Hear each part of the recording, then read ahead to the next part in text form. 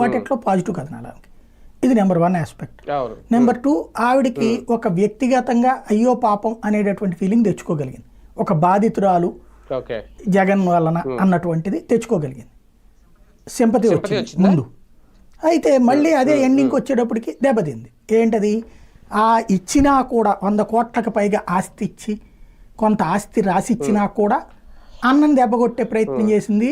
అన్న సంపాదించుకుని, అంటే తండ్రి నుంచి వచ్చిన ఆస్తుల వారసత్వం ఆల్రెడీ తీసుకుని 100 కోట్లు క్యాష్ తీసుకుని మళ్ళీ ఆ తర్వాత అన్న సంపాదించుకున్న ఆస్తిలో కూడా వాటా అడిగింది. అప్పటిదాకా షర్మిల విషయంలో ఏదో ఒకటి జగన్ చేస్తుంటే బాగుండేది అనుకున్న వాళ్ళు కూడా వారిని జగన్ ఇంత చేశాడా అని వైసీపీ కార్యకర్తల్లో జగన్ పట్ల సానుభూతి వచ్చి మళ్ళీ షర్మిల పట్ల వచ్చిన సానుభూతి పక్కకి వెళ్ళినటువంటి సందర్భం.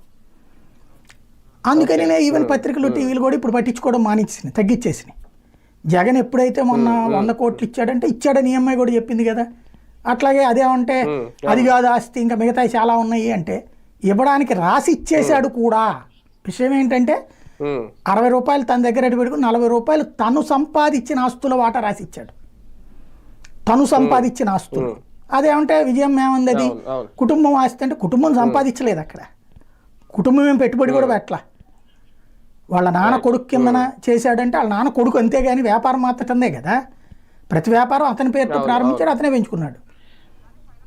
కానీ ఫైనల్ గా సార్ కాంగ్రెస్ పార్టీని ఏదో చేస్తారు ఆమె, లేదంటే వైసీపీ డ్యామేజ్ తెచ్చి పెడతారు అనుకుంటే ఆ విషయంలో ఆమె నెగ్గుకు రాలేకపోయారు. బేసిక్గా అది ఆలోచించడమే అమాయకత్వం అండి. కాంగ్రెస్ ని ఇంకా మళ్ళీ ఆంధ్రాలో పుంజుకోవడం అంటే కమ్యూనిస్టు పార్టీ దేశంలో అధికారంలోకి వచ్చినట్టే, అంతకు